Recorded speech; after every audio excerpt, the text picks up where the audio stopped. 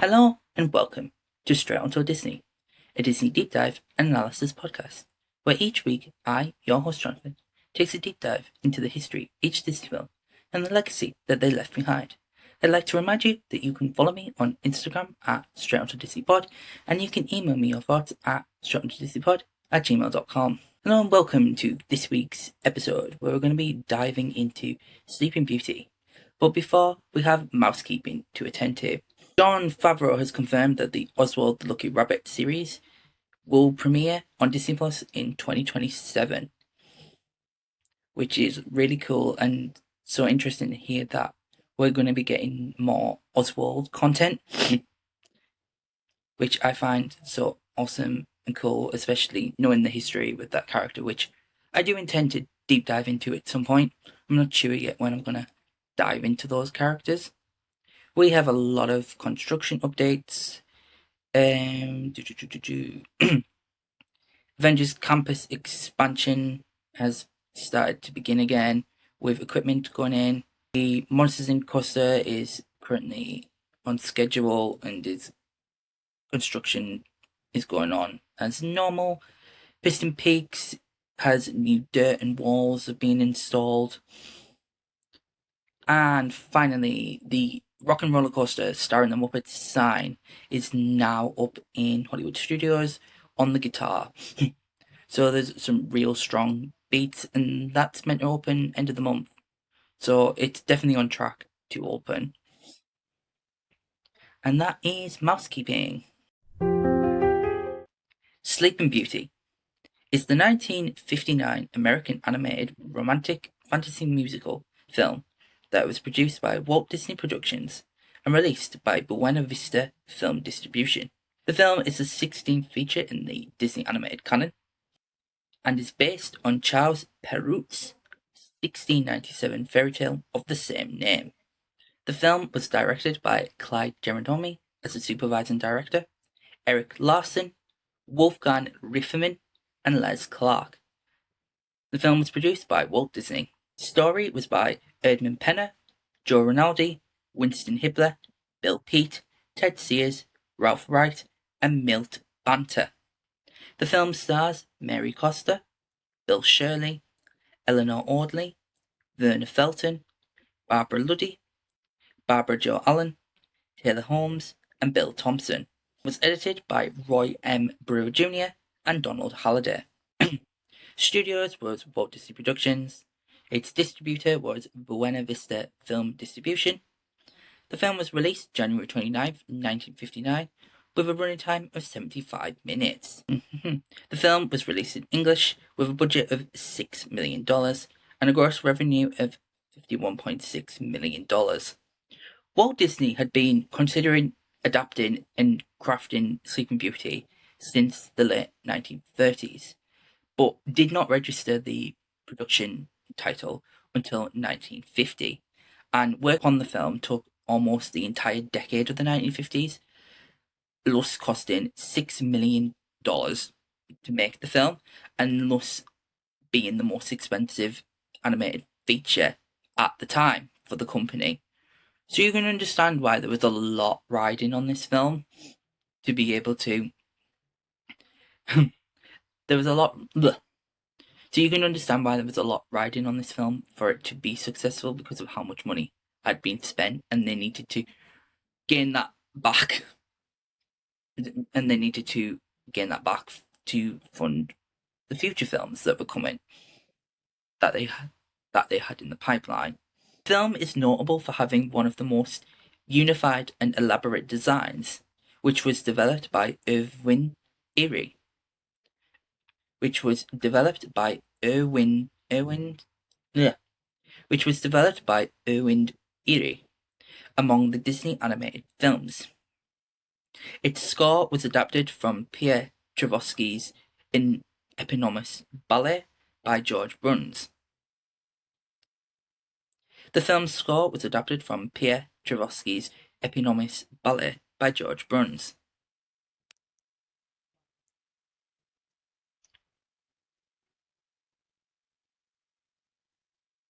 The film Sleeping Beauty would be the last animated feature produced by Walt Disney to be based on a fairy tale. After his death, the studio returned to the genre with The Little Mermaid in 1989. It was the only other film to be produced in Black Cauldron would be the only other film that would be shot in this format. Black Cauldron would be the only other film that was also shot in this form. Black Cauldron would be the only other film that was shot within this format. It was released in theaters on January 29th, 1959, to mixed critical reception.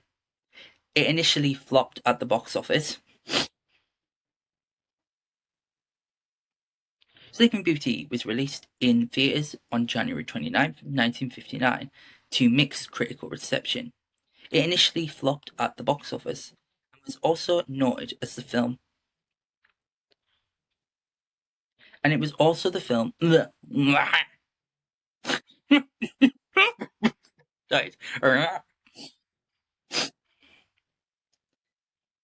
Sleeping Beauty was released in theaters on January 29th, 1959, to mixed critical reception, and it initially flopped at the box office.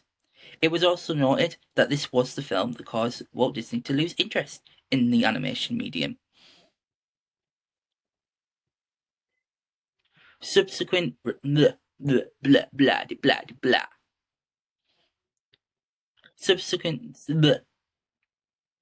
Subsequent releases. Reissues of Sleeping Beauty proved to be much more successful, and both critics and audience have since praised the film as an animated classic, especially highlighting its artistic direction and musical score. In 2019, Sleeping Beauty was selected for preservation in the United States National Film Directory. In 2019, Sleeping Beauty was selected for preservation in the United States National Film Registry. A live-action reimagining of the film was released in 2014, followed by a sequel in 2019, which focuses on Maleficent more than it does the original Sleeping Beauty tale, which is far more interesting and dynamic to do a live action, and we'll discuss more about that in the legacy section and when I dive into the two Maleficent films later on down the line.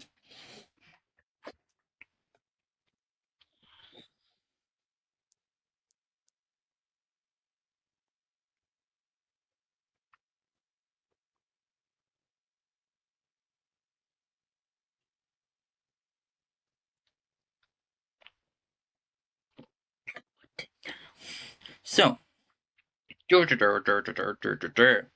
Walt Disney began work on. So Walt Disney. Disney began working on an animated Disney began work on an animated adaptation of Charles Perrault's 1697 fairy tale La Belle au Bois dormant. After it was Disney began So Disney began working on an animated adaptation of Charles Perrault's 1697 fairy tale La Belle au Bois dormant. After registering the production title with a Motion Picture Association of America on January 19, 1950. It was believed that he was from. I don't know what that does.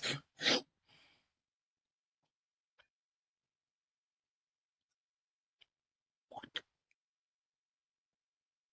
Disney began working on an animated adaptation of Charles Perrault's 1697 fairy tale, La Belle à la Blanc Dormant. After registration. Oh my god. Disney began working on an animated adaptation of Charles Perrault's 1697 fairy tale, La Belle au Bois dormant. After registration, Disney began working on an animated adaptation of Charles Perrault's. I almost said 1967. Disney began work on an animated adaptation of Charles Perrault's 1697 fairy tale, La Belle à la Blanc Domaine. After registering, oh my god!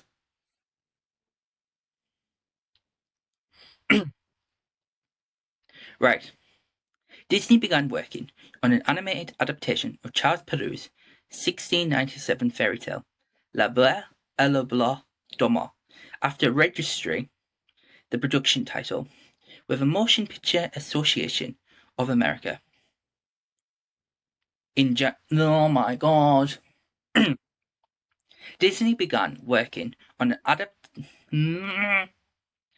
Disney began Disney began working on an animated adaptation of Charles Perrault's 1697 fairy tale La Belle au le Blanc de Blanc after registering the production title with the Motion Picture Association of America on January 19, 1950.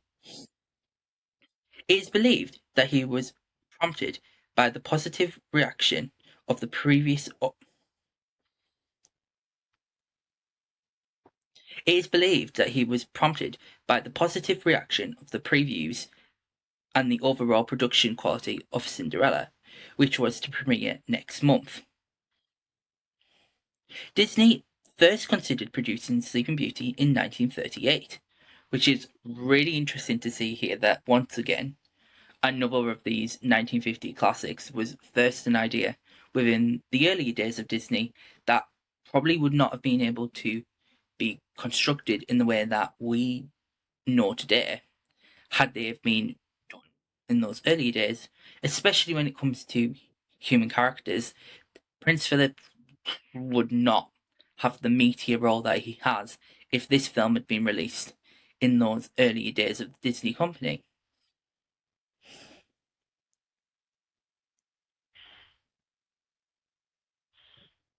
And Joe Grant recalled doing preliminary story work in the late 1930s, but the project did not materialize at the time.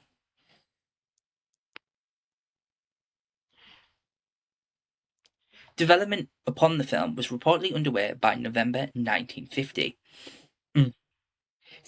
Since his animated studio, since the animation studio was in a good financial condition after the successful release of Cinderella, and the staff was much more qualified than in the earlier days, Disney intended to invest all the necessary resources in making Sleeping Beauty his masterpiece. Simultaneously, he wanted the film to stand out from the studio's previous fairy tale features, Snow White and the Seven Dwarfs and Cinderella, and he always reiterated to his staff during production that Sleeping Beauty should be as special and different from them as possible, and that is totally understandable here.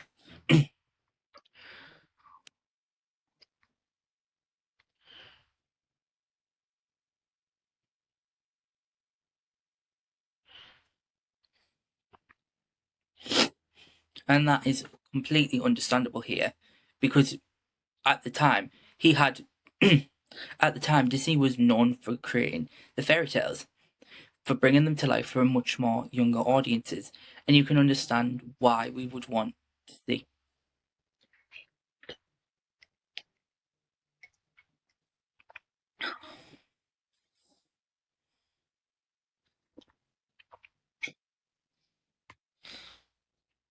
And we can understand why we would want to see a much more nuanced and distinct appeal for this film to make it stand out from the earlier films, from those earlier films, because it would be compared and contrasted to Snow White and Cinderella, because it is a similar tale in vein of the princess and the fairy tale nature. So you can understand why Disney wanted to create a much more unique artistic style for this film.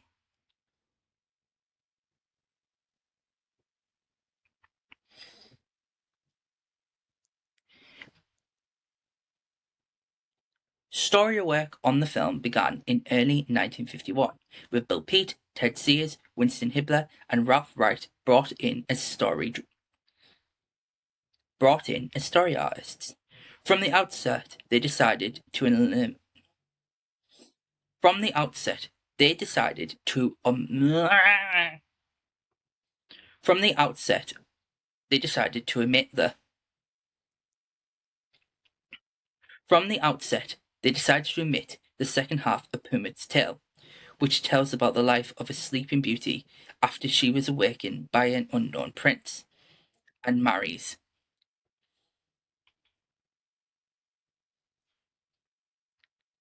him, and provide a more convincing romance between them. The crew also expanded the role of the fairies to flesh out the story, turning the good ones, the number of which had been reduced from 7 to 3.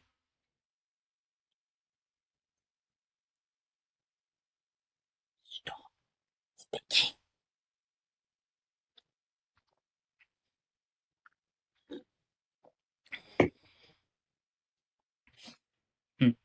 The crew also expanded the role of the fairies to flesh out the story, turning the good ones, with the number of which had been reduced from 7 to 3, into comical guardians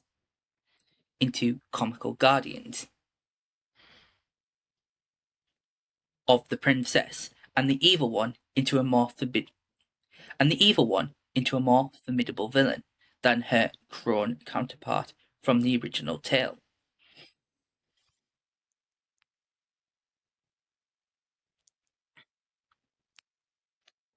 The earliest known story outline of Sleeping Beauty was completed by April 1951. In this version, the evil fairy, who had been named Maleficent, not only curses the princess, but also presents the royal family with an indestructible spinning wheel.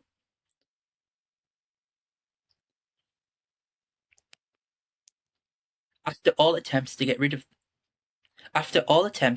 it fail, the king and queen send the spinning wheel away and hide it. After all attempts to get rid of the I'm gonna sneeze. I'm gonna sneeze again. Thank you. Oh.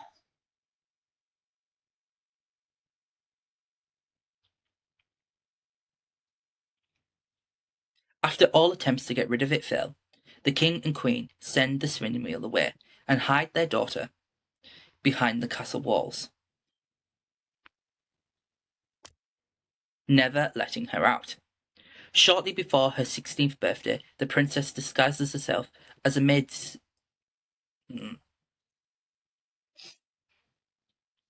Shortly before her 16th birthday, the princess disguises herself as a maid servant and slips out of the castle to explore the nearby forest, where she meets the prince, and they fall in love with each other.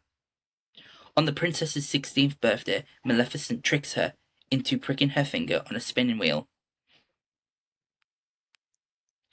By disguising herself as an elderly spinner, the good fairies put the rest of the castle's inhabitants to sleep.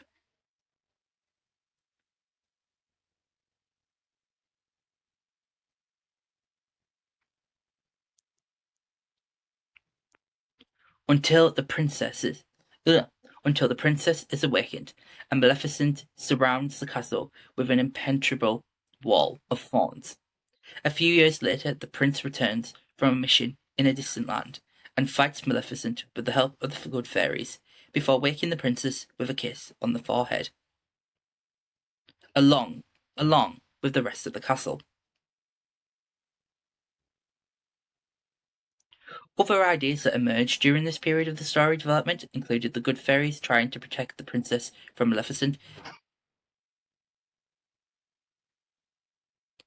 by surrounding the castle with a magical protection spell, and Maleficent having a huge falcon as her henchman, although in a later version of the treatment he was rewritten as a comically incompetent. Blech. Although in a later version of the treatment he was rewritten as a comical, incompetent vulture.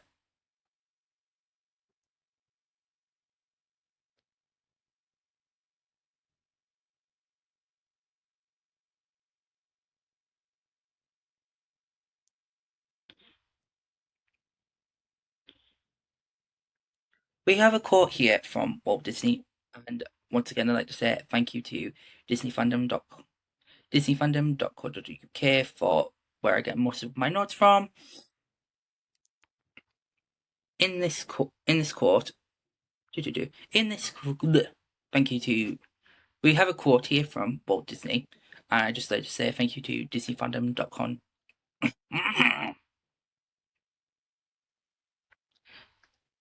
I knew this was going to be longer. It's going to be like 2 hours this to edit down because they don't stop speaking. We have a quote here from Walt Disney, and I just want to say thank you to disneyfandom.co.uk for where I get most of my notes from. And here we have a quote where he's talking about the difficulties of creating Sleeping Beauty. We had a lot of problems. We were fighting to break away from what we had done in the past. Sleeping Beauty was tough because it had many of the elements we had already used in Snow White and Cinderella. You've got to give the creatives new things to work with, so they'll be able to keep their enthusiasm up. You're in trouble if this.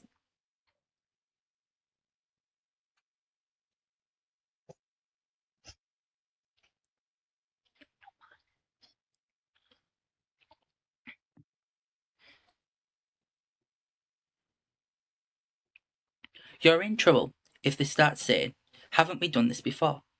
We had to find out what we had. We had to find out what we had, and whether it would please the public. I'm never sure myself what they're going to say.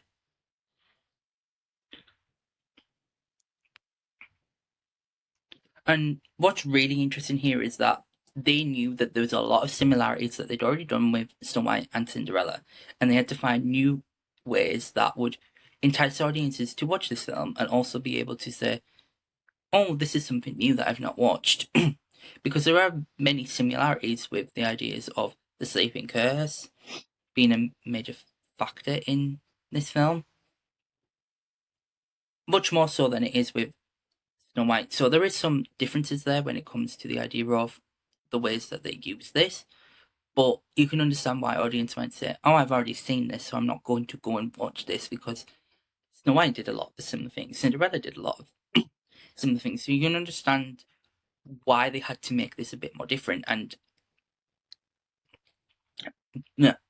make this film a lot more different. And you can definitely see that this film is far different than you can definitely see that this film is much more different to those films because it has a far better villain, much more entice. I think The Sleeping Curse is far better done in Sleeping Beauty than it is with Snow White, just because I think it's far more interesting and fits this narrative a bit more than it does with Snow White.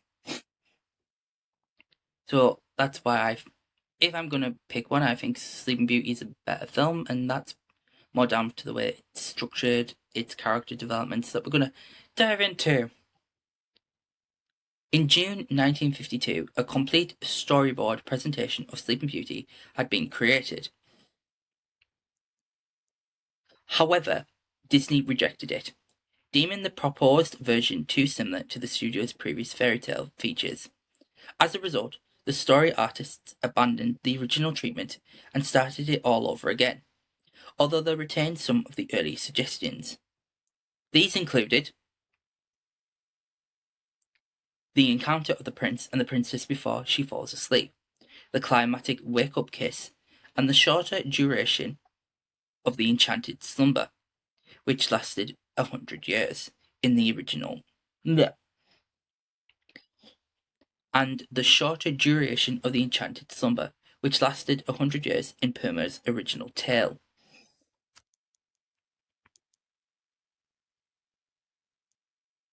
As the project progressed, it was joined by other story men, such as Don Dagan. Oh my god. Thank you for giving me that name.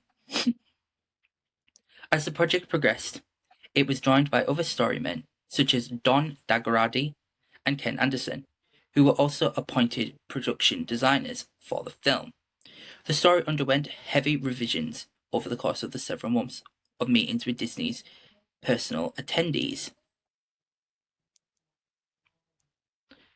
One of the key story issues was to distinguish the studio's third princess, who had been named Aurora, from Snow White and Cinderella, and it was decided to make her unaware of the danger she was in, so that there would be no need to inform her actions through her predicament. Although they risked a comparison to Snow White, which I've discussed in terms of the story artist developed the idea of the good fairies raising Aurora in a forest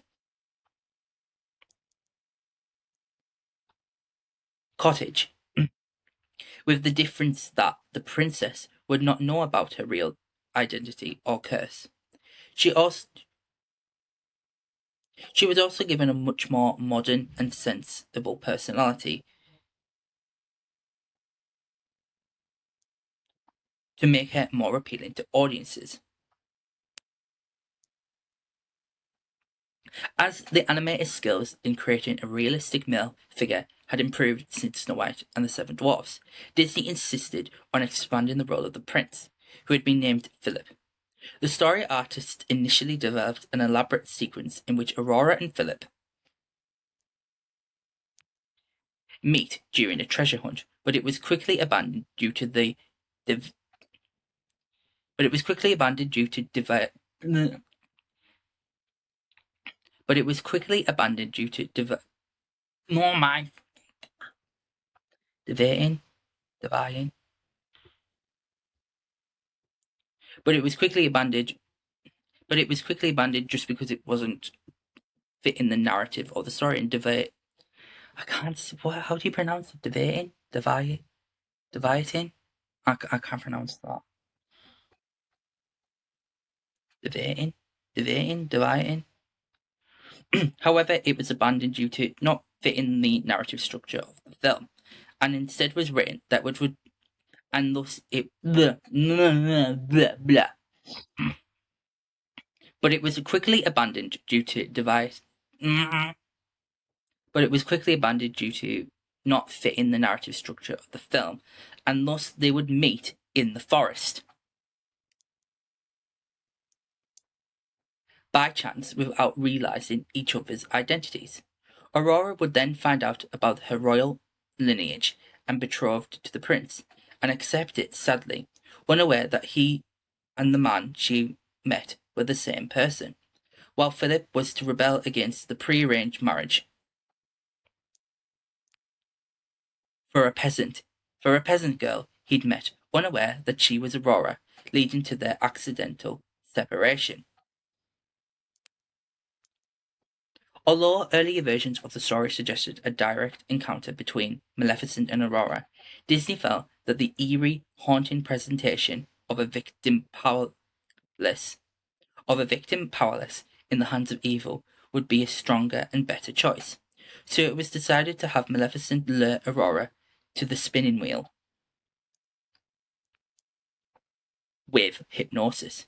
Aurora would remain asleep for several hours, during which Philip was to fight Maleficent, who would transform into a fire-breathing dragon, before waking the princess with his kiss, and then both learning each other's identities and accepting their betrothal. As a twist of the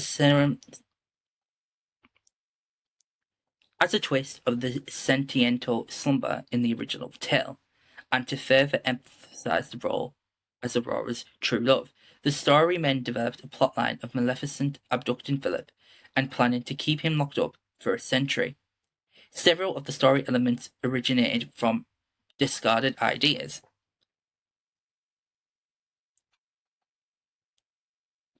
Hmm. The story men developed a plotline of Maleficent abducting Philip and planning to keep him locked up for a Maleficent. The story men developed a plotline of Maleficent abducting Philip and planning to keep him locked up for a century. Several other story elements originated from discarded ideas for the prince in Snow White and the Seven Dwarfs, which I've dived into and discussed in the Snow White episode, which you can go and listen to now and watch on here.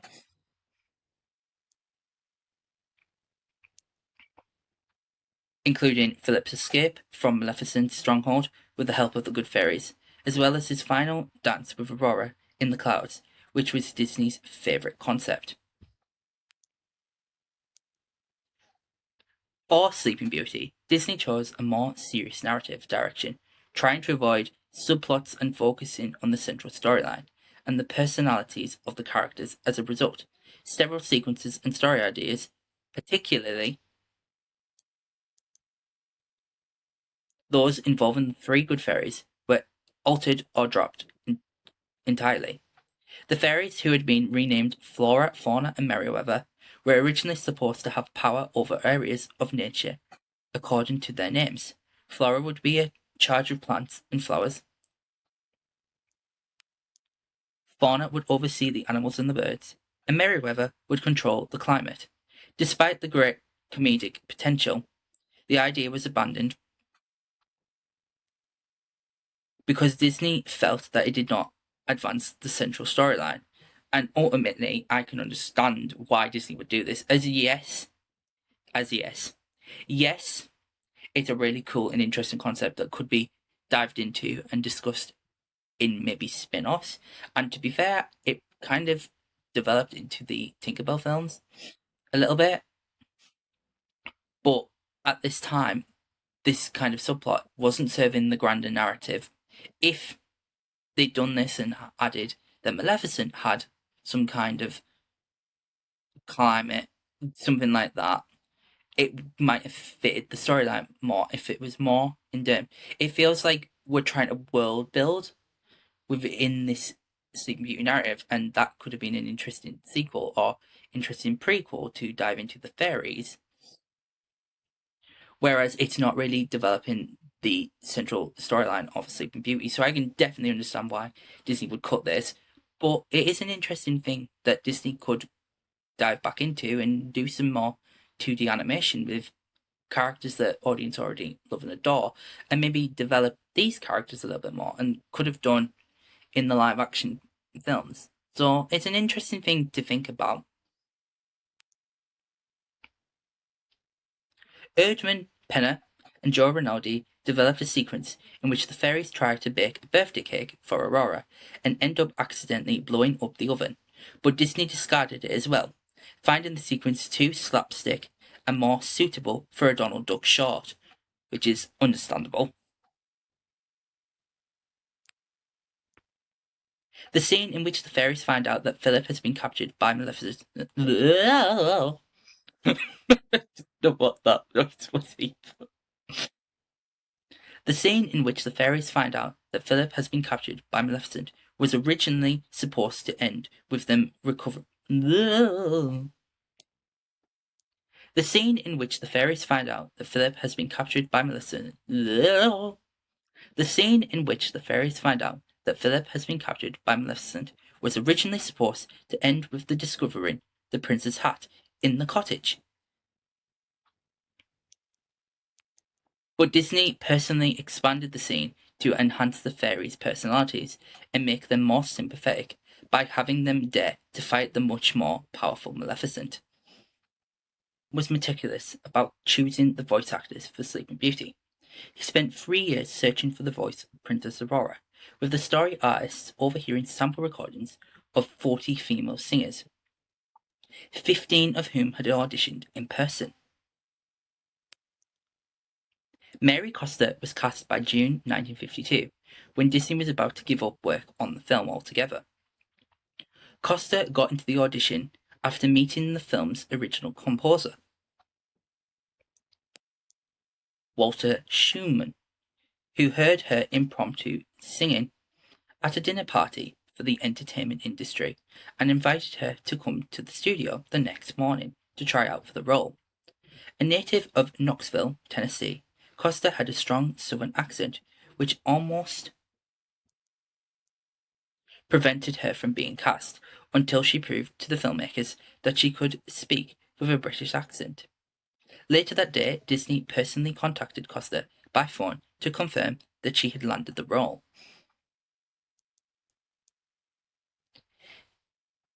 Bill Shirley, who had a high baritone voice and background in light opera, was cast as Prince Philip, beating out 20 other male singers who auditioned for the part. Before Eva was finally chosen, Costa and Shirley made audition records together to make sure their voices complemented each other, and when Disney was convinced they did, he approved their castings. Eleanor Audley, who had voiced Lady Tremaine in Cinderella, was suggested for the role of Maleficent by Disney personally. Audley initially turned him down because she was struggling with tuberculosis at the time. She was struggling with tuberculosis at the time and was not sure she would be able to record. And she was not sure she would no.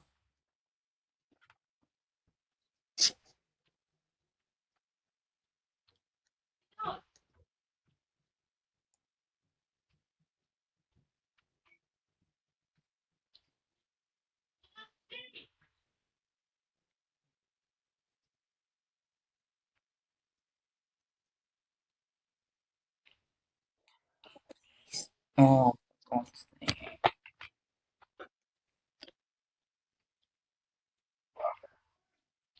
I'm just gonna wait because I'm pissed off now.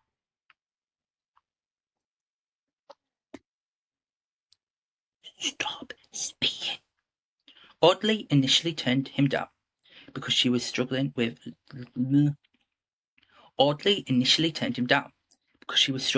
tuberculosis at the time and was not sure she would be up for recording sessions. However, she changed her mind when she started feeling better. For the roles of the three good fairies, Disney chose Verna Felton, Jo Allen, and Barbara Luddy. Jo Allen was cast as Fauna, who had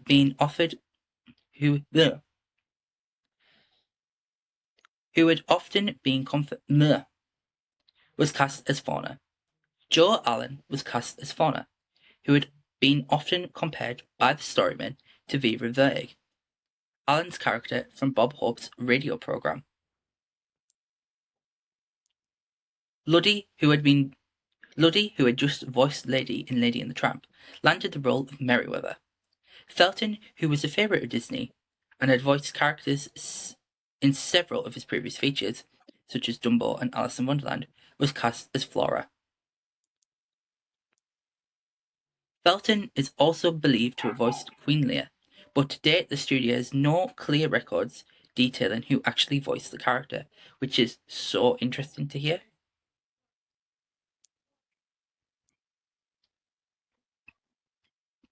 Two others of the studio regulars, Bill Thompson and Candy Candidor, got the roles of King Hubert and the leader of Maleficent's goons, respectively.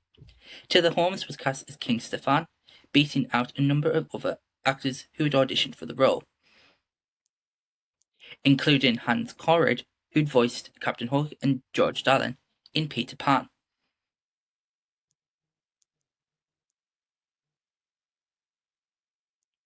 The earliest pre-production artwork suggests that the studio's standard, soft and rounded look for Sleeping Beauty, but Walt Disney was dissatisfied with this approach to make the film stand out from his earlier works. He decided to eschew the established design in favour for a more stylized one. He also wanted the film to have a more consistent visual style from beginning to end, with only one artist responsible for it. Kay Nielsen, who had developed the look for the Night of the Ball. Kay Nielsen, who had developed the look for the Night of Bald Mountain segment in Fantasia, submitted the first styling sketches for Sleeping Beauty by December 1952. Although he was impressed with the artwork, Ken Anderson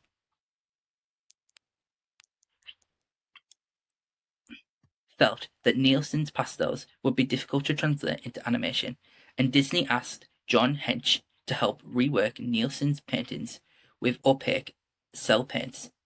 By April 1953, Nielsen had left the studio and his design was discarded. The final styling for the film originated The final styling for the film originated in the same year, after Hench visited the cloisters of Metropolitan Museum of Art, where he observed the Unicorn Tapestries series. Upon returning to the studio, Hench showed reproductions of the tapestries to Disney and suggested them as a visual template for Sleeping Beauty. Disney approved the idea, and Hench made several sketches inspired by his visit to the museum, followed by the background artist Erin Erd. Evind Erie, creating trial paintings based on these sketches. Disney was impressed with Erie's artwork and entrusted him with both the color styling and the overall visual appearance of the film. Leaving Anderson and Don DeGrande as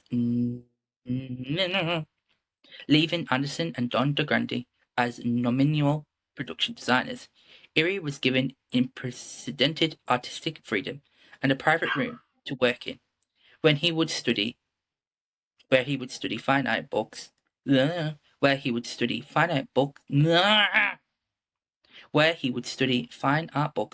and fill the walls with his paintings. The distinctive visual style of Sleeping Beauty was largely inspired by the pre-Renaissance Northern European art, including the works of artists such as Hubert van Eyck, Albrecht Dürer, Piet Brugger, Sandro Botticelli, and Grotto di Bondone. Erie was also influenced by 15th century French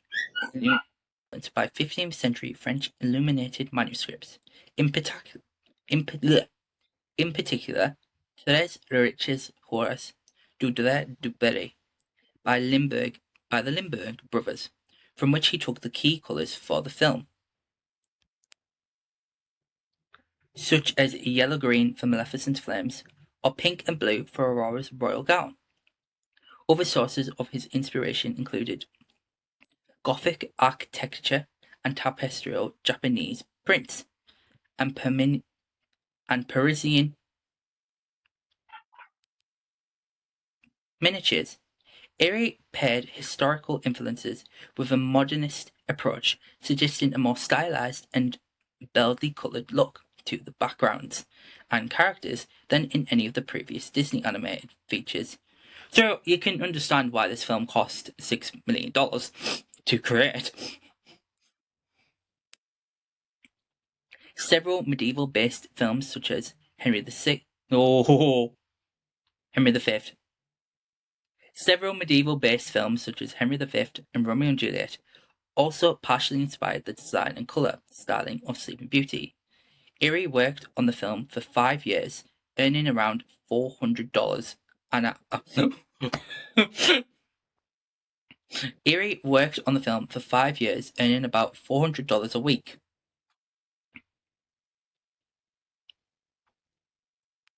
He created about 300 visual developmental paintings. He created about 300 visual development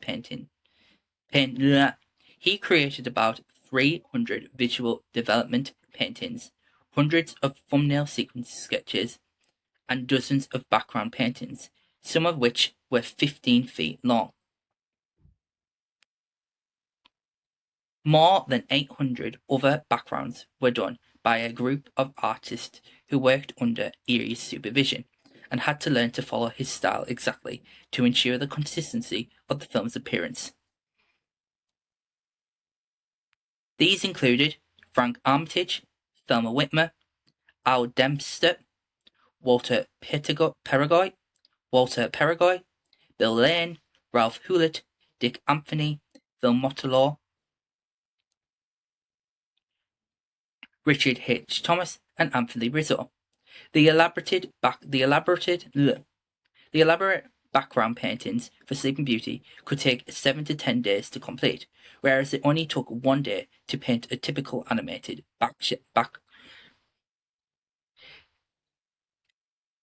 The elaborate background The elaborate background paintings for Sleeping Beauty could take 7 to 10 days to complete, whereas the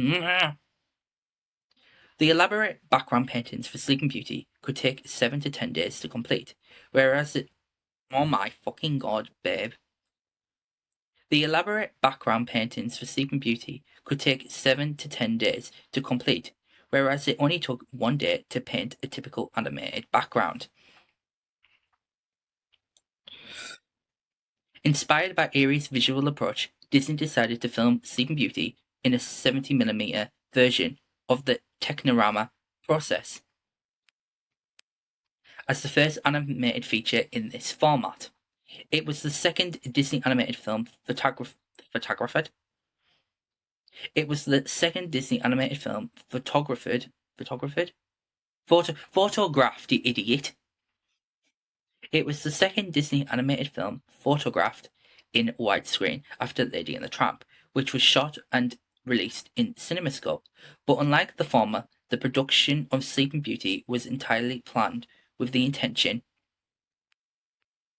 of using a widescreen process. As a result, layout artists and animators were challenged with working on larger 48-inch sheets of paper instead of the standard 16-inch ones, and creating twice as much art to fill the frame. For Erie's color palettes, the studio's paint laboratory developed new hues using additives that gave the pigments a glow never seen in any animated film before it. Sleeping Beauty was the last Disney animated feature to be hand-inked on celluloid before the studio moved to using the xenographic process, starting with 101 Dalmatians.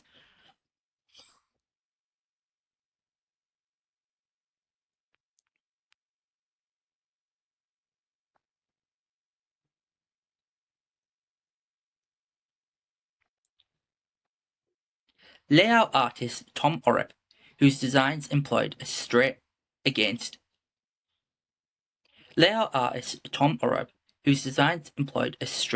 curve motif, similar to Erie's, was tasked with stylizing the characters to match the lie's distinctive background styling. Oreb worked closely with Erie, who also made decisions on the appearance and colouring of the characters, and created preliminary sketches for most of the characters, including Princess Aurora, the Three Fairies, King Stefan and King Cupid, and Maleficent's goons. In his designs, Oreb discarded the rounded look of the studio's previous characters and incorporated strong horizontal and vertical planes of the background. The ink and paint department also produced finished cells around the ink and paint department also produced finished cells around the ink and paint department also produced finished cells of Oreb's sketches, which were placed over the background paintings to ensure that they would fit Erie's style. Although the animators liked Oreb's designs, they found them too difficult to translate into animation. Ken Anderson commented that the characters became really unfortunately quite stiff in order to fit this mannered background. They too took on a sort of cylindrical geometric shape that didn't lend itself as well to the, well, you might say, the Bambi type of animation. It wasn't really possible just to make the characters fit the style and still be quite as attractive. Although initially impressed with Erie's artwork, the animators became discouraged by working in a style that many of them considered too cold and austere for a fairy tale feature. The key problem was that they struggled to make the characters stand out against Erie's. The key problem was that they struggled to make the characters stand out against Erie's ornately detailed background paintings. Whilst his colour styling and angular design significantly hindered character animation, As a result, Disney's decision to put Erie in charge of the film's entire appearance displeased the animators, who had always exercised some influence on the look and colouring of their characters to ensure the best possible performance. Determined to bring his vision to the screen, Erie was argumentative and unwilling to compromise, which resulted in conflicts between him and the animators. What's really interesting here is we're starting to see friction within the Disney company and the Disney artists, and it's going to be really interesting when I dive into the creatives and really dive into what really happened and the ideas and the discussions that showcase how unique this process and how you can understand why there's disgruntled on both sides, because at the end of the day you want a really unique piece that audiences are going to adore and love. On one occasion, some of them rebelled and went to Disney's office to complain, but he settled the dispute in Erie's favour, insisting on a coherent visual design for Sleeping Beauty, and claimed that the animators had always claiming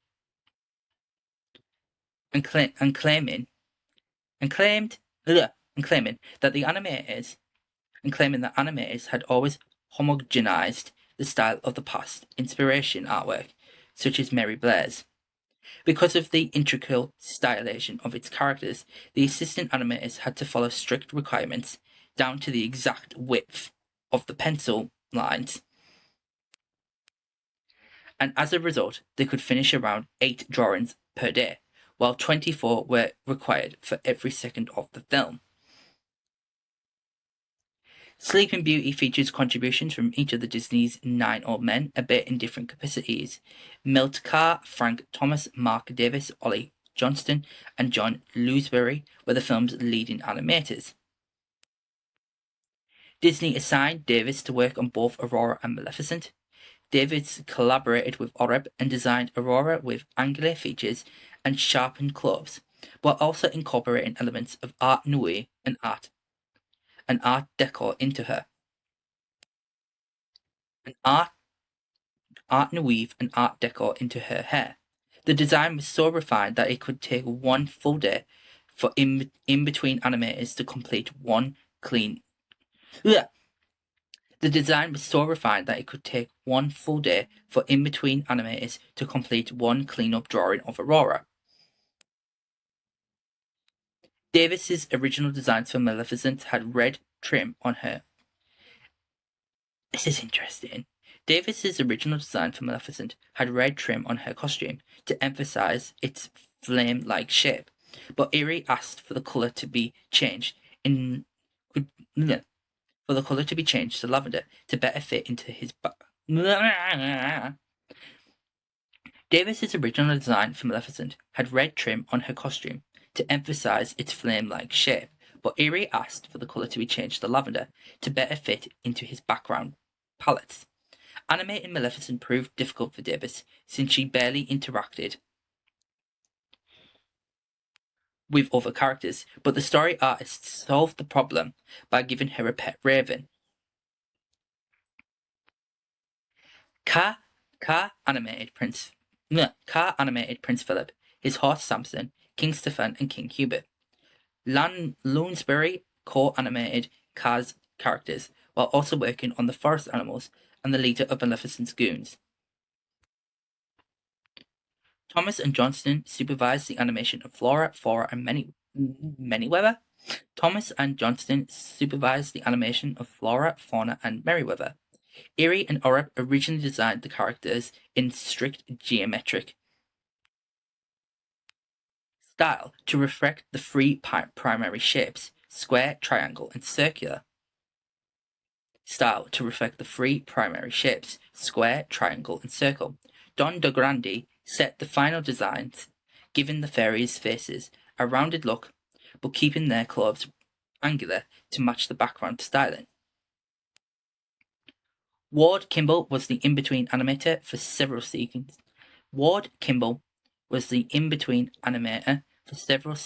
With the Good Fairies. Les Clark directed several sequences of the film, including the opening procession of the royal subjects to Aurora's christening, and the scene with the good fairies sneaking into Maleficent's castle to rescue Philip. Eric Larson directed the sequence of Aurora in her Briar Rose disguise, meeting Philip and dancing with him in the forest. Wolfgang Rifferem directed the sequence of the final battle between Philip and Maleficent in her dragon form. Other animators working on Sleeping Beauty included Eric Cleworth, who animated Maleficent's dragon form, and John Silby, who animated the lackeys.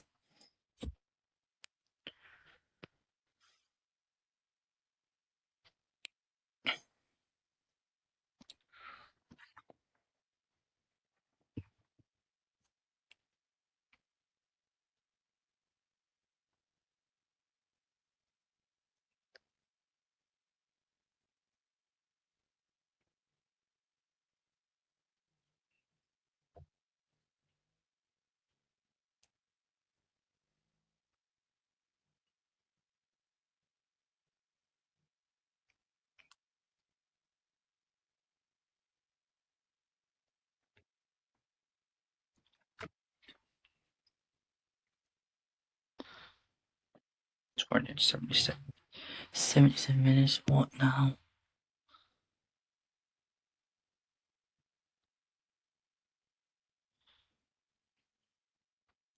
Walt Disney insisted that much of the film's characters' animation be as close to real life as possible. As with the studio's previous features, a live-action reference was shot as a guide for the animators, although some of them, including Milt Kahl, objected to this method, finding it constraining and uncreative.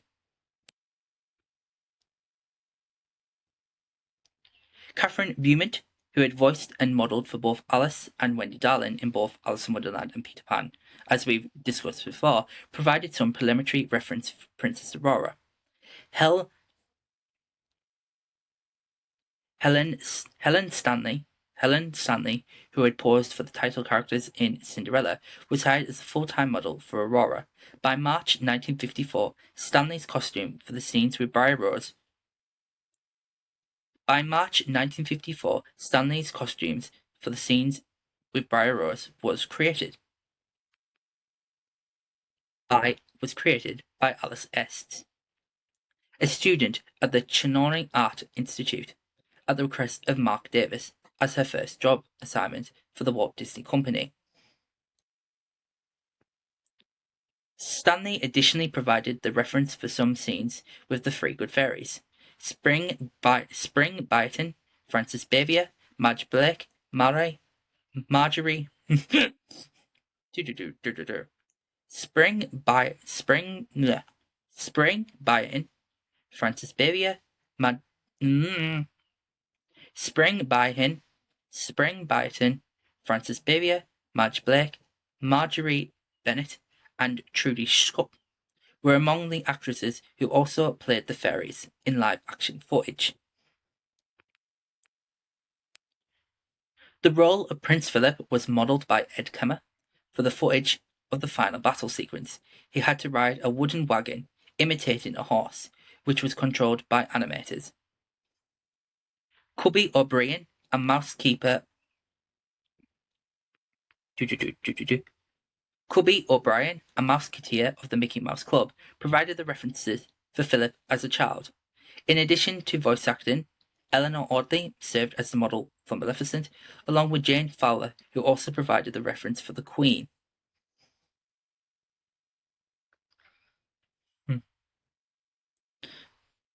Hans Conrad and Don Barclay modelled for King Stefan and King Hubert respectively. Franklin Pangborn performed the role of the lackey.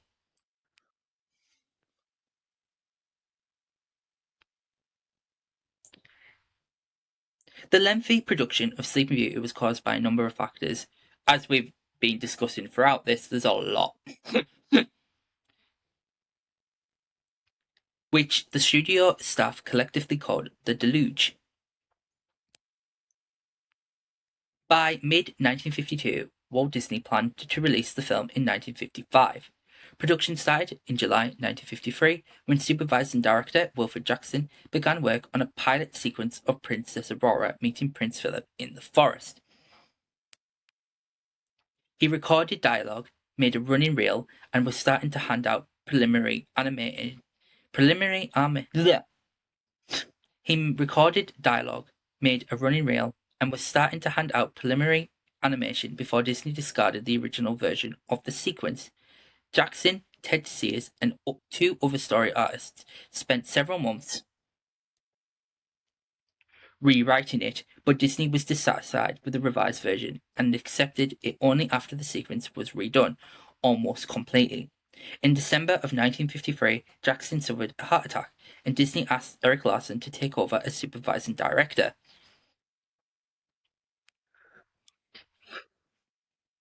By 1954, the film's production was still in its early stages. In April of the same year, Sleeping Beauty was scheduled for a February 1957 release, but it was later bleh,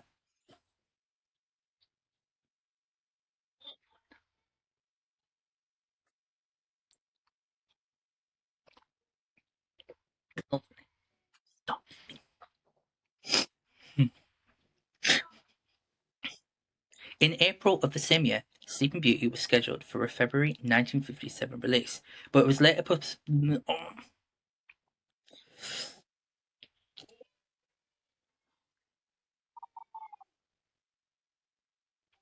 Just gonna wait until they stop screaming. Fabulous. Hopefully. Let's move on. In April of the same year, Sleeping Beauty was scheduled for a February 1957 release, but it was later postponed to Christmas 1957. In April of the same year, Sleeping Beauty was scheduled for a February 1957 release, but it was later postponed to Christmas 1957.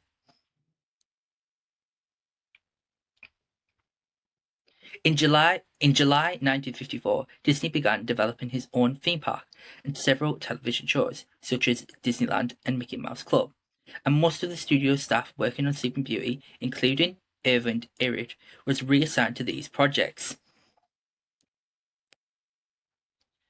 As a result, the film's production was suspended for 2 years, but not entirely abandoned, as it was handed over to Erdman Penner and Joe Rinaldi for further development.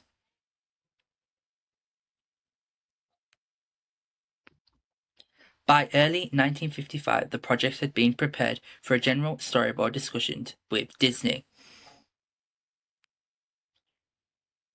Production of Sleeping Beauty resumed in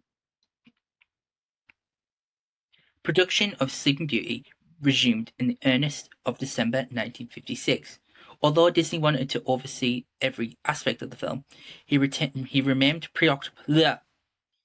Although Disney wanted to oversee every aspect of the film, he remained preoccupied with Disneyland, and the animators such as Milt Kahr blamed him for effectively delaying.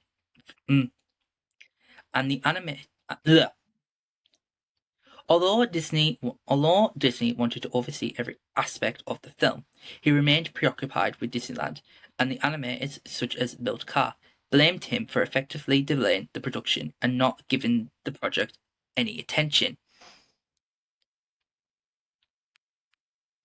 Due to the complexity of Irving Irrit's stylized designs, the animation process progressed slowly. 2,500 feet of animation had been done by January 1957, with 3,775 feet to be completed. Animators also had to wait for their work to be approved by Disney for days or weeks. Animators also had to wait for their work to be approved by Disney for days or weeks before submitting it for inking and painting. Around the same time, Disney seemed to have lost his interest in making Sleeping Beauty.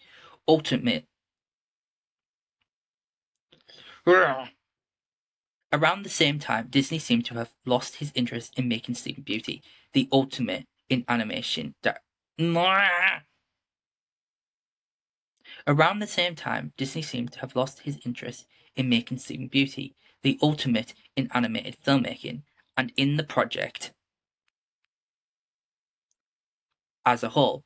In his diary, studio executive Harry Tullet wrote that after a screening of the finished footage on August 22nd, 1957, Disney was tired and distracted and didn't give the film the treatment he would have in years past, where he'd go in for a couple of days and fine tooth comb the whole picture. Determined to make Sleeping Beauty a moving illustration, as Disney demanded of him at the beginning of production, Larson spent several years working on the forest sequence, which eventually cost $10,000. Disney was both displeased and afraid of the film's growing budget, to the point where he began to doubt whether the studio would be able to afford to make any more features. A quota system was introduced to reduce costs, requiring animators to create a certain number of drawings per day. Relatively late in production, when almost 3/4 of the film was ready, Disney removed Larson as supervising director and replaced him with Clyde Geronimi, who had creative differences with Eerie. Geronimi argued that some of Eerie's background paintings, such as those made for the dungeon scene, lacked the mood and were overly detailed to the detriment of character animation. In March 1958, upon finishing his work on Sleeping Beauty, Eerie left the studio to join John Sutherland Productions, and Geronimi had his background softened with an airbrush so that they would not compete with the animation. The film's release was rescheduled for Christmas of the same year, but it eventually premiered in January 15th. The film's release was rescheduled for Christmas of the same year, but eventually premiered in January 1959. The possibility of using music from Pierre Tchaikovsky's eponymous ballet for Sleeping Beauty was discussed early in the film's development, but the idea was initially abandoned. Walter Schumacher was originally assigned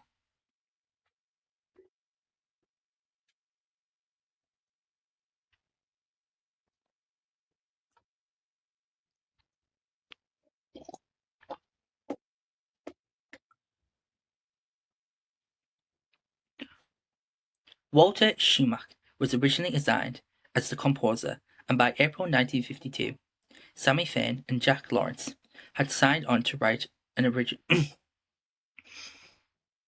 Walter Schumann was originally assigned as the composer, and by April 1952, Sammy Fain and Jack Lawrence had signed on to write original songs for the film.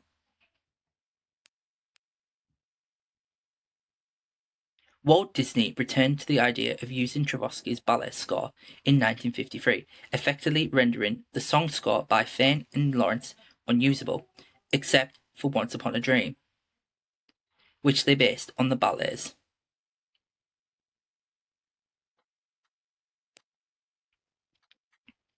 Garland Waltz theme.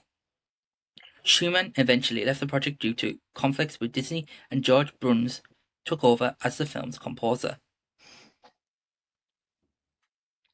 Bruns spent 3 years adapting Tchaikovsky's music as a film score. 4 of his songs based on tunes from the ballet were used in the film, including Hail to the Princess,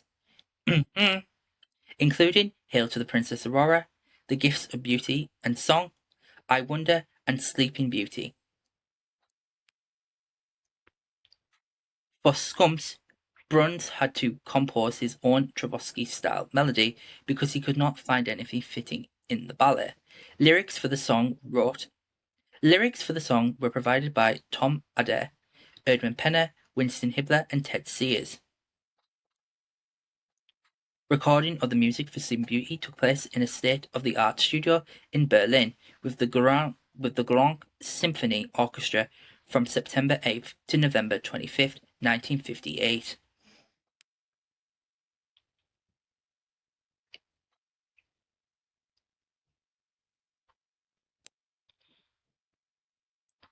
Sleeping Beauty premiered at the Fox Wilshire Theatre in Los Angeles on January 29, 1959, and was simultaneously released in theaters. The film was played in selected theaters specifically equipped for showing the film was played in selected theaters specifically equipped showing it in Super Technorama 70 format and with 6-track stereo sound, paired with the documentary short Grand Canyon. During its original release, Sleeping Beauty earned approximately $7.7 million, which generated $5.3 million in distribution repairs. Which generated $5.3 million in distribution rentals. With a budget of $6 million, it cost more than any of the previous Disney features and was over twice as expensive as each of the studio's preceding 3 animated films. Those being Alice in Wonderland, Peter Pan, and Lady and the Tramp. Although Sleeping Beauty earned back its production costs, it did not recoup promotional expenses, and Buena Vista, Disney's distribution division, ended up losing nearly $900,000 as a result. The film was considered a box office failure. Coupled with the underperformance of much of Disney's 1959-60 release slate, the high cost of Sleeping Beauty resulted in the company posting an annual loss of $1.342.037 million for fiscal year 1960 for the first time in a decade. Eric Larson blamed the studio's publicity department for the underperformance of Sleeping Beauty, finding the advertising campaign for the Shaggy Dog released 2 months later far more extensive and successful. Dick Humer argued that Walt Disney's lack of involvement in the production of their film affected its quality, while Ben Sharpstein thought that the film suffered from a monotonous plot that focused too much on the characters of the 3 good fairies instead of its title heroine, which, to be fair, I kind of agree with. The animators, particularly Frank Thomas and Ollie Johnston, believed that their problem was Evan Irie's design, which they felt lacked warmth and charm. After screening Sleeping Beauty shortly before it was completed, Disney himself noted that the film ended up looking ponderous. Due to the film's box office failure, mass layoffs were carried out in the animation department, and Disney decided to focus more on his theme parks, television shows, and live-action films. Sleeping Beauty marked the last time that Disney personally supervised the animated feature from conception to completion. Variety gave a positive review, praising the vocal work of Mary Costa and Bill Shirley, and highlighted the scenes featuring the 3 good fairies as some of the best parts of the film. Philip K. Schur of the Los Angeles Times complimented the film's animation qualities, the musical score, and the characters of the 3 good fairies and Maleficent, but criticized the human characters whom he found stereotyped, and was more captivated by the accompanying short Grand Canyon, which is really interesting. In his review for the New York Times, Bosley Sharaf praised the design of Sleeping Beauty, describing it as a crisply stylized fairyland where the colors are rich, the sounds are luscious and magical, sparkles spurt charmingly from wands. However, he found the song score forgettable except for Once Upon a Dream, and felt that the film had too many similarities with Snow White and the Seven Dwarfs in terms of its story and characters. Writing for the New York Daily News, Kate Cameron called Sleeping Beauty enchanting and praised its story, voice acting, and character animation. Time gave a strongly negative review describing the film as just crude continuity for a colossal comic strip and criticizing its design. Even the drawing in Sleeping Beauty is crude, a compromise between sentimental crayon book childness and the sort of cute cubism that tries to seem daring but is really just square. Among its more contemporary reviews, it has sustained a strong following and is today hailed one of the best animated films ever made, thanks to its style. Thanks to its stylized designs by painter Erin Eri, who also was the art director for it. Its lush music score and its large formal 70mm widescreen and stereophone sounds presentation. Rotten Tomatoes gives the film a certified fresh 89% from 46 reviews, with an average rating of 8.2 out of 10. Its consigliere states that this Disney dreamscape contains moments of grandeur with its lush colors, magical air, one of the most mesmerizing. Its magical air. Contains This Disney dreamscape contains moments of grandeur with its lush colors, magical air, and one of the most menacing villains in the Disney canon. In 14th century Europe, King Stefan and Queen Leah give birth to their daughter Aurora. All of their subjects are invited to a christening celebration held at the royal castle, where the infant princess is betrothed to Prince Philip, the young son of Stefan's lifelong friend King Hubert, in order to unite their kingdoms when they both grow up. Among the guests are Flora, Fauna, and Merryweather, the three good fairies who come to bestow magical gifts on Aurora. Flora gives her the gift of beauty, and Fauna gives her the gift of song. But before Merryweather can give her gift, the celebration is interrupted by the arrival of the evil fairy Maleficent. Furious at not being invited to the christening, she curses Aurora to die when she pricks her finger on the spindle of a spinning wheel before the sun sets on the princess's 16th birthday. Stefan orders his guards to seize Maleficent, but she disappears just as they reach her. Although she is not powerful enough to undo Maleficent's spell, Maleficent's curse, Merryweather uses her gift to soften it, declaring that instead of dying, Aurora will fall into a deep sleep that will only end with true love's kiss. Still fearing for his daughter's life, Stefan orders all the spinning wheels in the kingdom to be destroyed. Knowing that this will not be enough to stop Maleficent, the good fairies come up with a plan to hide Aurora in a secluded place where they can keep her safe until her 16th birthday. Stefan and Leah reluctantly agree, and that night the fairies secretly take the princess from the castle to an abandoned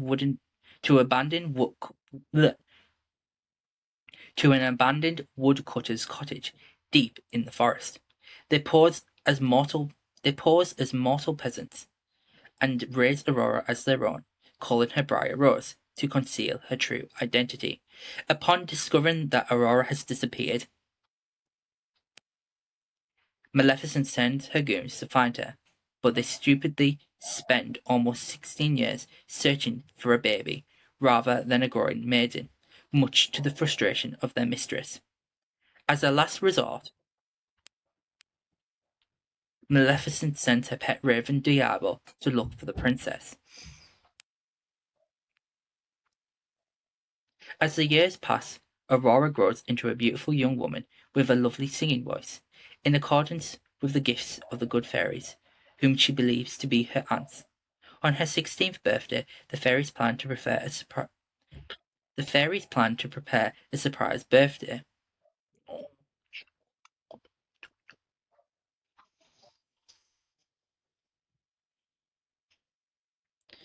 On her 16th birthday, the fairies planned to prepare a surprise party and sent Aurora to pick berries,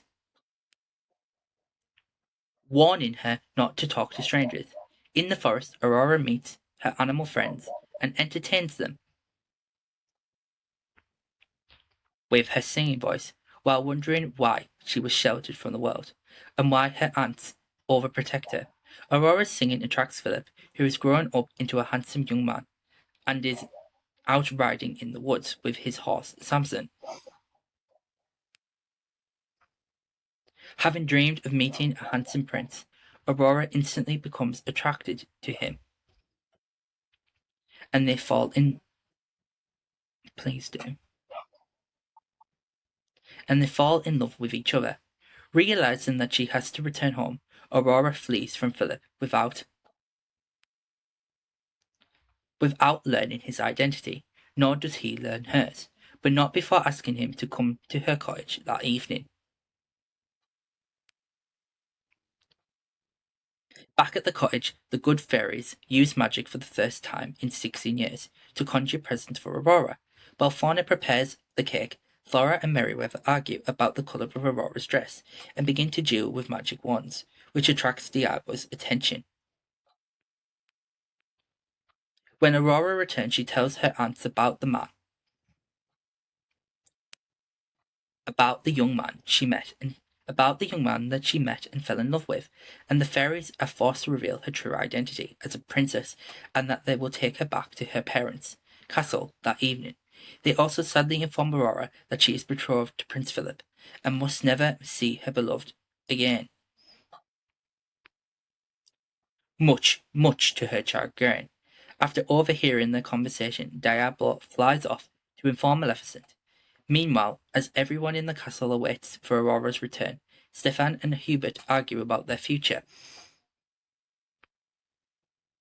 of their children, which almost leads to a quarrel due to their opposing views on the upcoming wedding. Philip soon arrives to tell his father about the peasant girl he met and wants to marry, despite his pre-arranged marriage to Aurora. Hubert fails to dissuade Philip, who rides off to meet his beloved in the forest cottage. Shortly before the sunset, the good fairies return Aurora to the castle and briefly leave her alone in her room. Maleficent appears and puts Aurora into a hypnotic trance, luring her into a secret chamber in the upper part of this castle. The fairies realize their mistake and rush after Aurora, but before they can reach her, Maleficent conjures a spinning wheel and orders the princess to touch the spindle, fulfilling the curse. After Maleficent taunts the fairies for their failure and disappears, they place the sleeping Aurora in a bedroom in the highest tower, unwilling to break her parents' hearts. The fairies put everyone in the castle to sleep until the princess awakes. While casting the spell, Flora overhears a drowsy conversation between Hubert and Stefan and learns that Philip is the man Aurora fell in love with. The fairies rush back to the cottage, where they discover that Philip has been captured by Maleficent and decide to rescue him. The good fairies infiltrate Maleficent's domain, the Forbidden Mountain, where they find her tauntingly revealing to Philip that the peasant girl he met and Princess Aurora are one and the same. Maleficent also tells the prince of her plan to keep him locked up in a dungeon for a century until he turns into a decrepit old man, before releasing him to save Aurora, who will remain young in her ageless sleep. Once Maleficent leaves for her chambers to rest, the fairies free Philip and help him escape the Forbidden Mountain, arming the prince with the Sword of Truth and the Shield of Virtue. Warned by Diablo right before Merryweather petrifies him, Maleficent tries to stop Philip by surrounding Stefan's castle with a forest of thorns, but the prince hacks through it.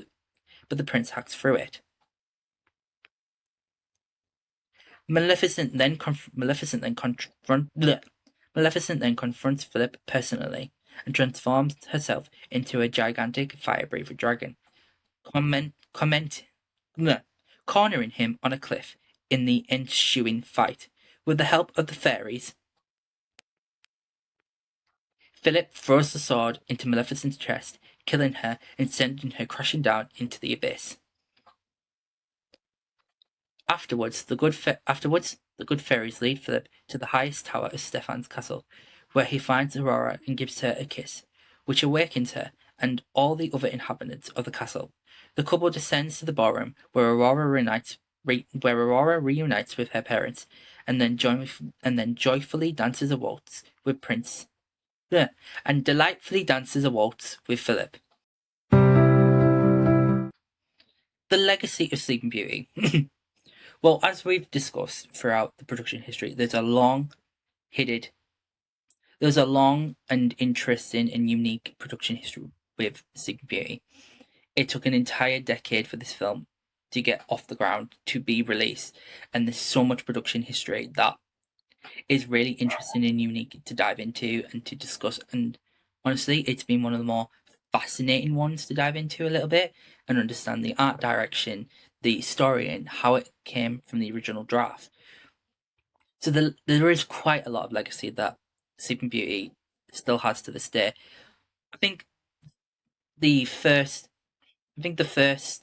big thing of legacy when it comes to Disney parks is obviously Sleeping Beauty Castle at the Disneyland Resort. It's definitely one of the more unique and iconic pieces of the Disney legacy compared to the other parks that have the Cinderella Castle.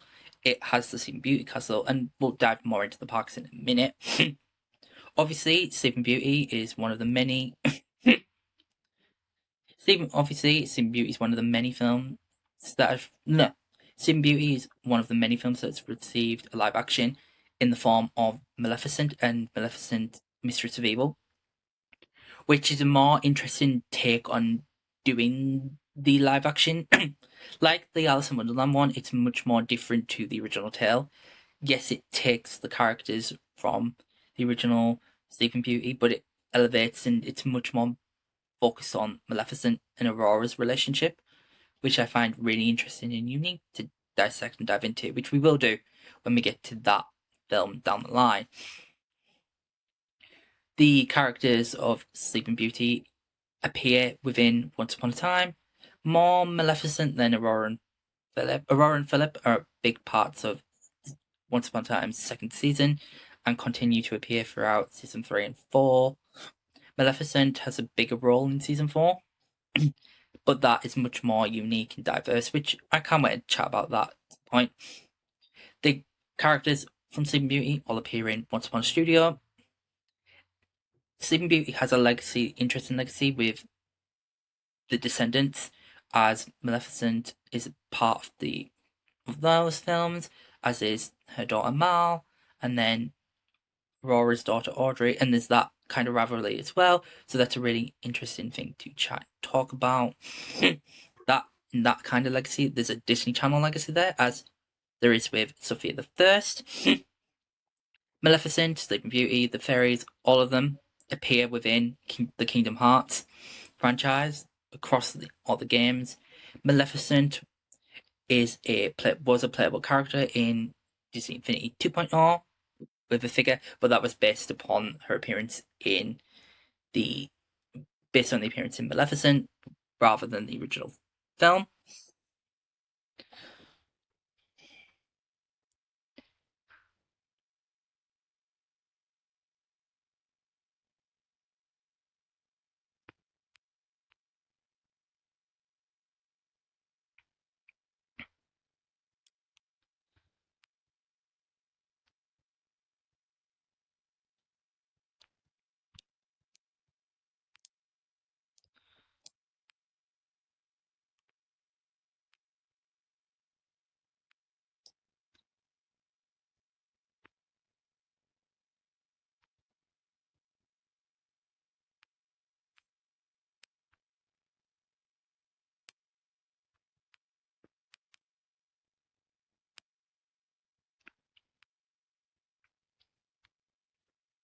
So, Princess Aurora is a meetable character at Disney's parks across the world.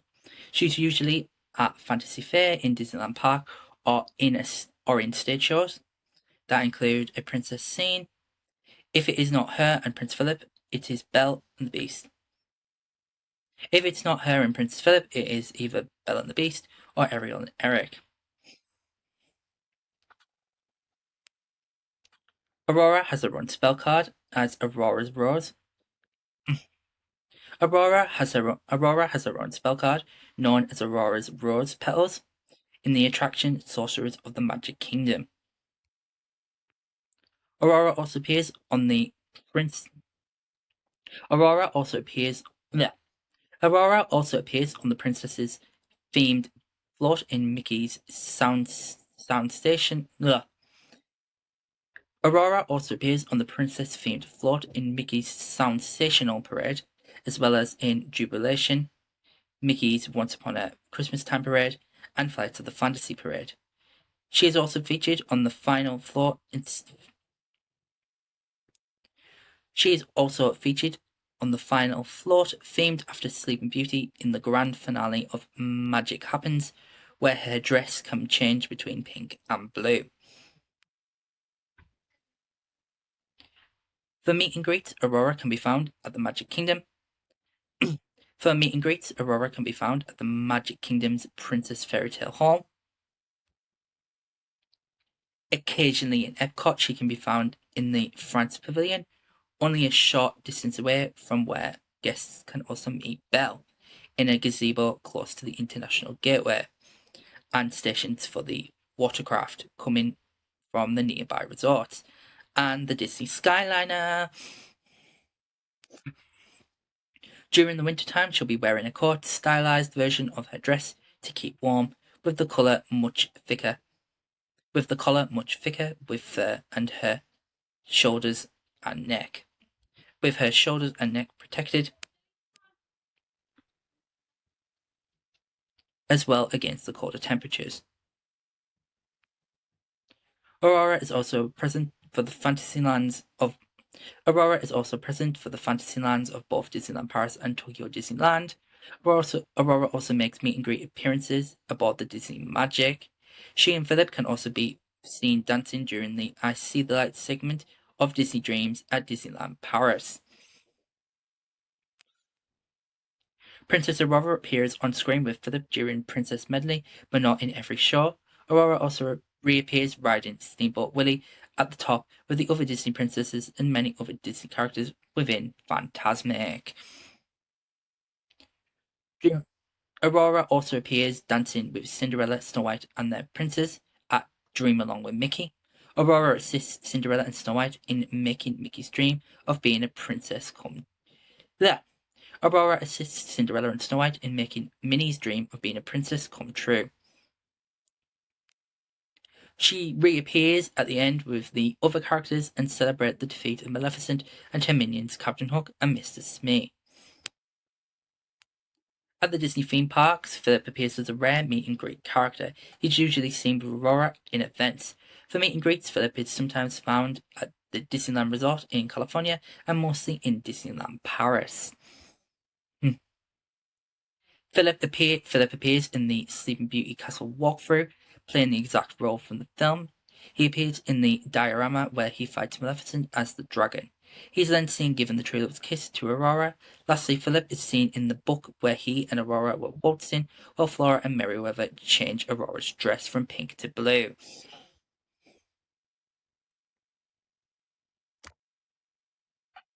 Philip makes a cameo appearance in World of Color during the So Close sequence. Philip is also seen in the Jubilation Parade and the show One Man's Dream. And also in the show One Man's Dream 2, The Magic Lives On, and also a brief scene with him and Aurora dancing on a cloud in Disney Dreams. Philip has his own spell card known as Philip's Enchanted Sword in the attraction Sorcerers of the Magic Kingdom. He also appears in a new outfit for the Magic Kingdom's Festival of Fantasy Parade, fighting Maleficent in her dragon form and her goons. In Disney's Hollywood Studios version of Fantasmic, Philip is seen in the water projection. Yeah. In Disney's Hollywood Studios version of Fantasmic, Philip is seen in the water projection. In Disney's Hollywood Studios version of Fantasmic, Philip is seen in the water projector during the Princess Melody. At the end of all versions of the show, Philip can be spotted with Aurora. Philip was an attendee. Philip was an attendee of. Philip was an attendant of the castle party as one of Mickey Mouse's special guests. Philip was an attendant of the castle party as one of Mickey Mouse's special guests and enjoys the waltz with Aurora and other Disney couples. Philip later appears at the end, taking part in the finale. In the 2015 rendition of World of Color, Maleficent appears during the montage celebration of villains. Maleficent is one of the villains that appears during Halloween. Halloween screams as part of Mickey's part. Halloween screams as part of Mickey's Halloween party. Maleficent appears as the main antagonist of the nighttime show Fantasmic, where she tries to take over Mickey's dreams. She transforms into a dragon and sets the setting on fire before Mickey defeats her along with the other Disney villains.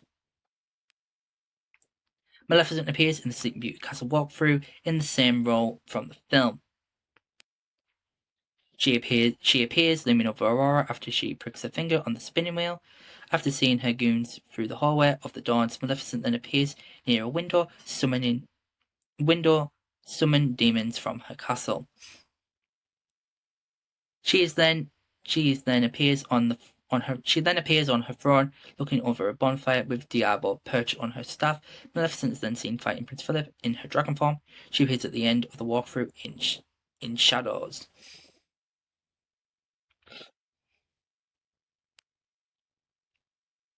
In Disney Villains Mix and Mingle, until 2011, Maleficent was the lead villain and celebrates Halloween with her fellow villains. Dr. Facilier took over in 2011 as the main villain. After she joins in a meet and greet, if one is not too scared of her, of course. Maleficent also plays a role in Sorcerers of the Magic Kingdom, one of the villains in Fantasyland. Maleficent is brought back from the dead by Hades to steal the crystals of the Magic Kingdom. But like Ursula, Maleficent plans to double-cross Hades and instead use the crystal for her own gain rather than let him have it. The guests have to help Flora, Fauna, and Merryweather to defeat her and retrieve the crystal. Maleficent's dragon form makes a cameo in the Skipper Canteen of the Magic Kingdom's Adventureland. In the Sea Room is a map by Jason Chandelier and Captain Brother of the legendary flying creatures, which shows a bronze-scale version of Maleficent's dragon form. In Hocus Pocus Villain Spectacular, Maleficent is the third villain to help the Sanderson sisters with their Halloween celebration. By conjuring various Disney villains the sisters call frightful friends, Maleficent and the other villains can be seen singing I Put a Spell on You with them during the final of the show. She appears in Disney's Hollywood Studios version of Fantasmic in the same role as in the Disneyland version, but is joined by other Disney villains besides the Evil Queen, Ursula, and the Chernabog, such as Cruella de Vil, Scar, Judge Jafar, and Hades. In Dream Along with Mickey, the former live castle stage show in Dream Along with Mickey, the former live castle stage show in the Magic Kingdom, Maleficent attempts to take over the Magic Kingdom. However, Mickey uses the power of dreams to defeat Maleficent. Maleficent decides to leave, but reminds Mickey they have not seen the last of her. She currently appears in her dragon form battling Prince Philip in the Festival of Fantasy Parade and in the nighttime fireworks show Happily Ever After, where she transforms into a dragon to battle Philip. Her defeat ends the segment centered on adversity. The scene where she fought Philip as a dragon was also included in the live-action montage in Wonderful World of Animation. In Starlight Dreams, Maleficent was the leader of the villains in the show, as she and some other Disney villains come together to fight against Mickey Mouse. Maleficent can be seen in One Man Dreams 2, The Magic Lives On. During the Halloween season, she is prominently featured alongside other Disney villains and makes a live appearance in Tokyo Disney Sea's Harbour show,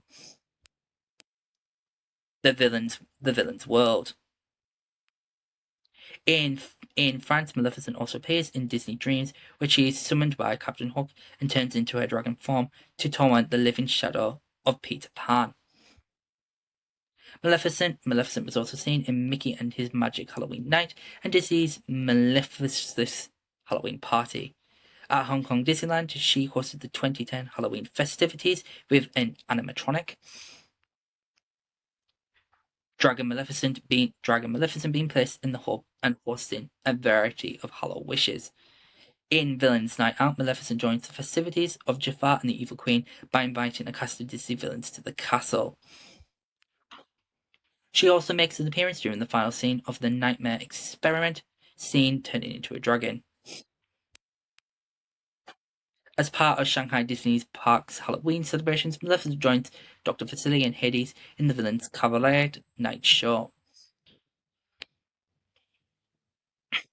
Upon the Disney Cruise Line, Maleficent is one of the villain suspects in the Midship Detective Agency interactive attraction on the Disney Cruise Line ships, and sometimes the culprit. Maleficent appears as the central character in the immersive and interactive show Under Her Spell, a Maleficent encounter aboard the Disney Destiny.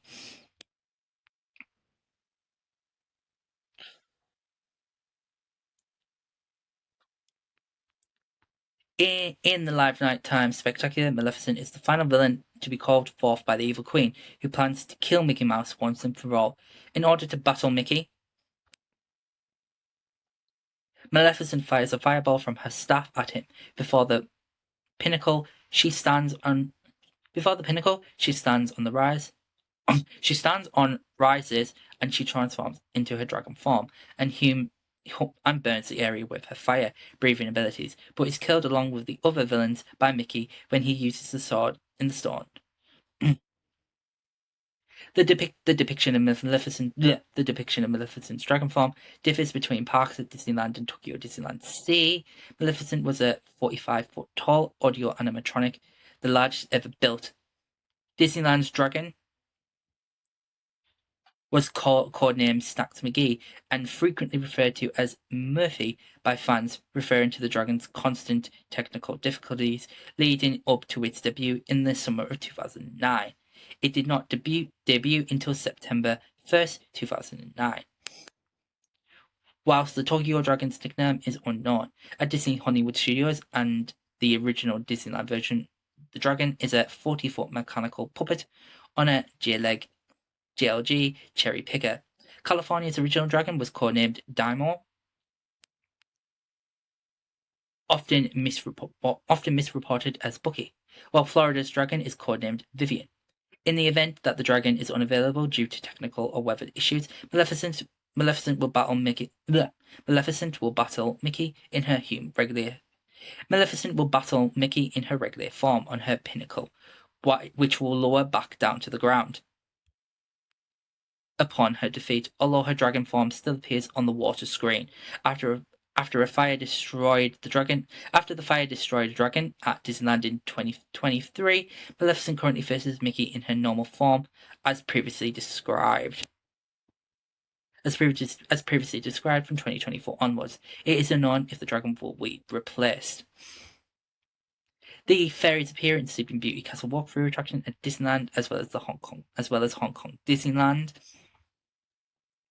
The fairies also made notable appearances in Walt Disney Parade of Dreams alongside other Disney fairies such as the Blue Fairy from Pinocchio.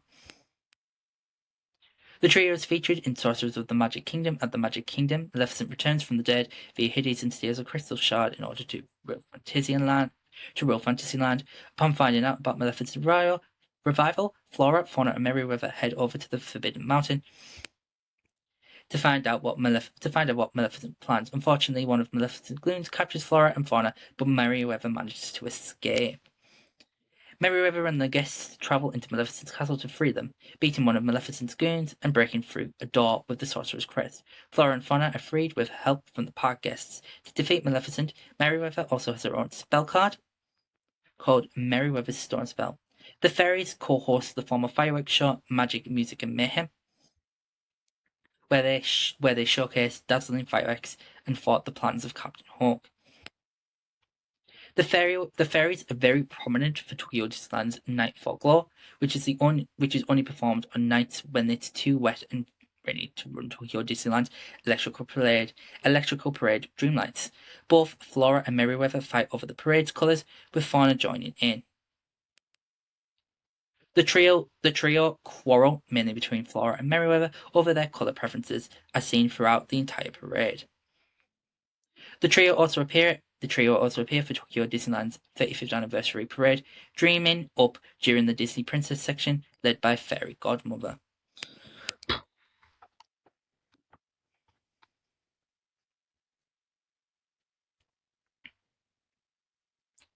And we are done.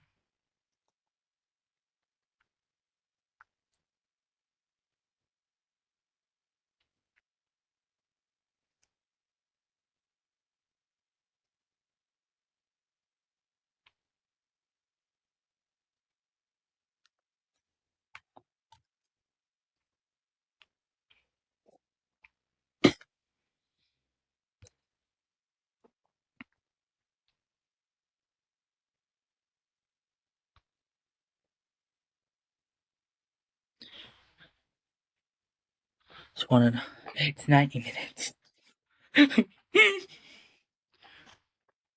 So, what can we take away from Sleeping Beauty? Well, what I've learned, and what I hope you've learned, is that this film has a very historic production history. There was a lot of people that were involved in this film, and it came in at different points in different parts of the production, that it was so long and historic and used so many different things. And yes, it was the most expensive Disney film, but I do feel like it still has such a massive legacy to this day, as we've seen with the parks, with the live action films, the different interpretations of the story that audiences have come to adore and love. And yes, was it the greatest film at the time? No. Is it the greatest film now? Potentially. But what I find really interesting with this is how intricate and detailed this film beautifully is. And you always know that this is Sleeping Beauty by its colour palette, by its design. And I think we should celebrate that more and understand the amount of work that went into this film. And yes, was it the greatest? Not at all. But ultimately, it's a beautiful classic that audience love today. And it cemented a lot of the things that we'd see in the later princess films in a more meaty role for the male lead, a bit more films. And obviously, we're now not going to really dive into princess films till The Little Mermaid, but it's going to be really interesting to see how Disney derived from this and the lessons that they learned from Sleeping Beauty within the next few years of the Disney company, as we dive into 101 Dalmatians, Jungle Book. So it's going to be really interesting to see that. And ultimately, I do think there's a fascinating legacy here that we don't really dive into a lot at the time. So that's where I'm going to leave this week's podcast. You can email me your thoughts at straightoutodisneypod@gmail.com. You can follow me on Instagram at straightoutodisneypod. Leave your thoughts and comments below and tell me what you think about Sleeping Beauty. Is it your favourite? What do you think could have been done? Does it have the best Disney villain? Leave them in the comments. I'd like to hear your thoughts. So thank you all for listening, and bye.